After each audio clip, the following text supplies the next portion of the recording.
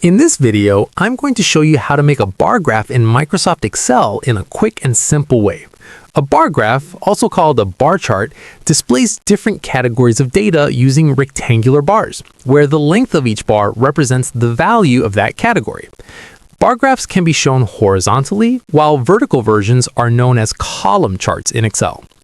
To create a bar graph, start by selecting the data you want to include in the chart, including any category labels. Then go to the Insert tab on the ribbon, look for the Charts group, and click the bar chart icon. Choose the standard 2D bar chart and Excel will instantly insert a chart into your worksheet. If your data contains more than one column of numbers, Excel will automatically create multiple data series, each displayed in a different color.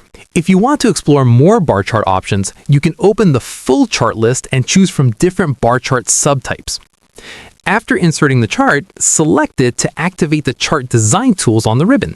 From there, you can try different layouts, apply new chart styles, adjust colors, and customize the overall appearance so the graph clearly presents your data.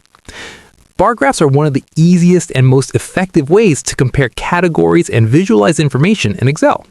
If you found this tutorial helpful, don't forget to like the video, subscribe to the channel, and check out my other Excel tutorials for more simple and practical tips.